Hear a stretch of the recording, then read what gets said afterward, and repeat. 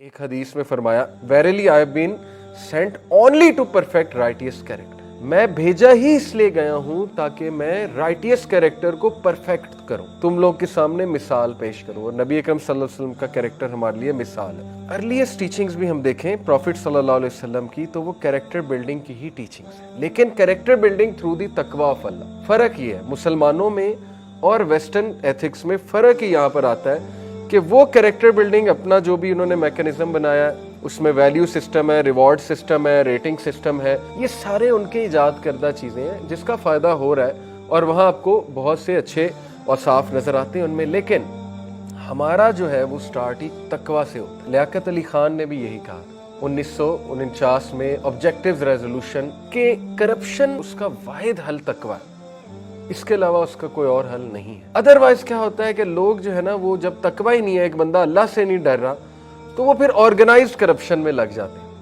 اور وہ چھپ کر کرپشن کرنے لگتے ہیں، جیسے امریکہ ویسٹ میں آرگنائزڈ لیول پہ کرپشن ہوتی ہے کہ پتہ بھی نہیں لگتا لیکن کرپشن ہو رہی ہوتی ہے، اندر خاتے بہت کچھ ہو رہا ہے کیونکہ اللہ کے نہیں ڈر۔ The religion it self is entirely good character, religion ہے ہی گڈ کیریکٹر۔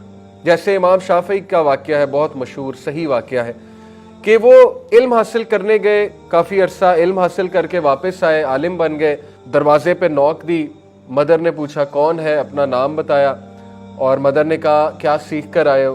تو انہوں نے کہا علم اور آداب۔ تو مدر غصے ہوئی، کہتی کچھ نہیں سیکھا، واپس چلے جاؤ۔ تو بڑا شوق میں آئے کہ یہ کیا، میری والدہ نے اتنا روڈ بیہیویئر کیوں دکھایا؟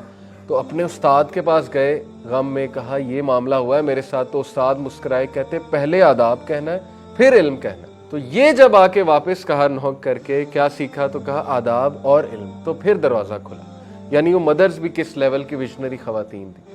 تو کہا ہاں اب تم نے کچھ سیکھا، تو علم سے پہلے آداب آتے ہیں۔ اگر صرف علم آ گیا ہے تو پھر تو آپ وہ فتویٰ باز بن جائیں گے نا، پھر تو حرام پولیس بن جائیں گے، ہر چیز میں نقص، ہر چیز میں نقص۔ اور ایسے ہی ہوتا ہے، یہ شروع کی سٹیجز میں سے ہے، ہم سب اس سے گزرے، فیملی والوں پہ فتویٰ، سب پہ فتویٰ، غصے ہونا، گرمپی ہونا۔ تو وہ ماں باپ بھی سوچتے ہیں، رشتہ دار بھی سوچتے ہیں کہ یار یہ کون سا مذہب اس نے پڑھا ہے، دین پڑھا ہے کہ یہ غصے والا بن گیا۔ تو رسول اللہ صلی اللہ علیہ وسلم کا کردار آپ کے سامنے، یا قرآن یا رسول اللہ کی مثال لے لے۔ اللہ نے تو فرعون کے پاس بھیجتے ہوئے کہا قولا لینا، کہ نرمی سے بات کرنا۔ فرعون جیسے خبیث شخص کی طرف بھیجتے ہیں، حضرت موسیٰ کہا جا رہا ہے نرمی سے بات کرنا۔ تو اس لیے بس بات وہی ہے نا کہ اپنی ایگو کو بوسٹ نہیں کرنا چاہیے انسان کو ویسے ایکٹ کرنا چاہیے جیسے نبی صلی اللہ علیہ وسلم کا کردار ہے۔ تو ابن القیم نے کہا کہ ریلیجن ہے ہی good character, so whoever surpasses you in character has surpassed you in religion۔ تو جس کا اخلاق تم سے اچھا ہے وہ تم سے ریلیجن میں آگے ہے، سیدھی سی بات ہے۔